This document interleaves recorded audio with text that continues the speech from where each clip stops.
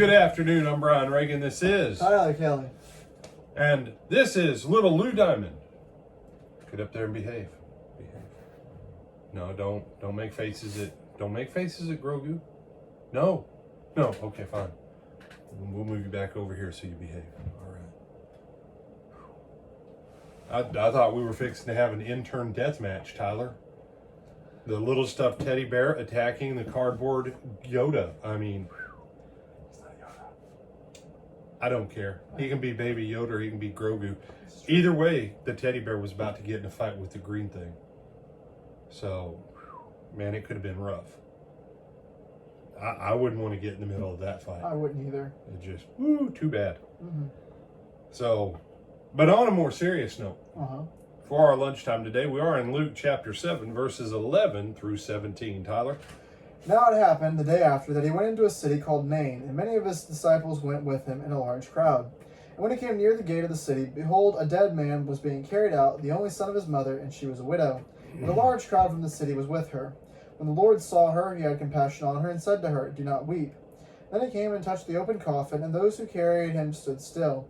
And he said, Young man, I say to you, arise. So he who was dead sat up and began to speak. And he presented him to his mother. Then fear came upon all, and they glorified God, saying, A great prophet has risen up among us, and God has visited his people. And this report about him went throughout all Judea and all the surrounding region. All right. So some of you have heard me teach that there's a lot of stuff we call miracles in the Bible that, frankly, they're not miracles. Okay? They are the application of God's word and power in response to people's faith.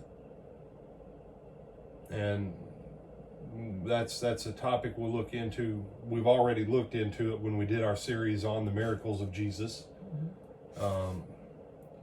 This is a miracle. Okay?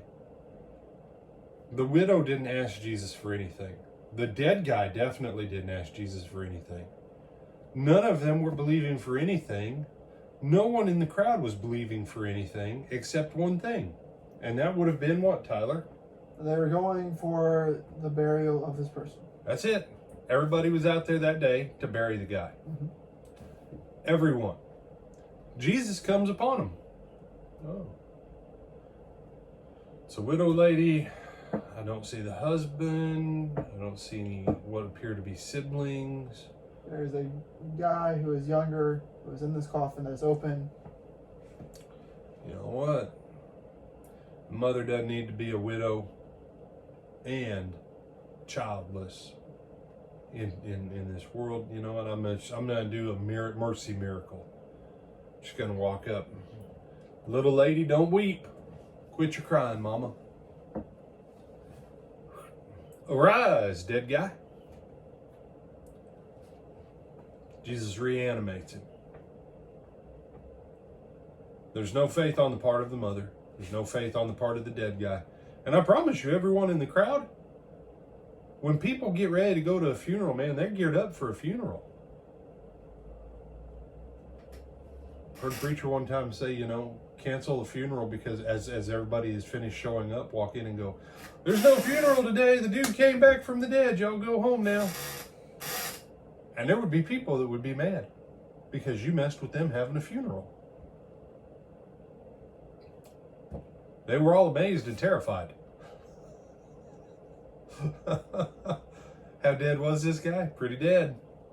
The only deaderer guy that Jesus ever raised. You say, wouldn't it be more dead? No, deaderer. Okay? What is it with you when you're making up these new words this week? I like comparative makeups. I don't like superlative makeups necessarily, but I do like comparative coinings of words. That's what it's called when I make up comparatives. It's coining a new comparative. Because he was more deaderer.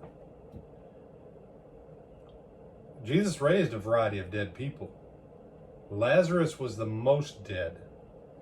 But this guy was more deader than everyone else that Jesus ever raised, except Lazarus. How dead was he? He was on his way to the tomb. No one had faith. This was purely an act of mercy and an exercise of God's power in that mercy. This is a non-faith prompted miracle. You say, why are you making a point of that? Because if people get from God by faith,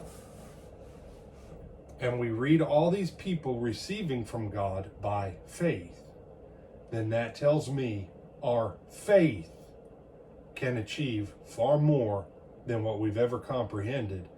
And because we've classified God responding to faith as miracles, and a miracle by definition traditionally is when God exercises his power in opposition or contrary to natural law and natural order in order to effect a change.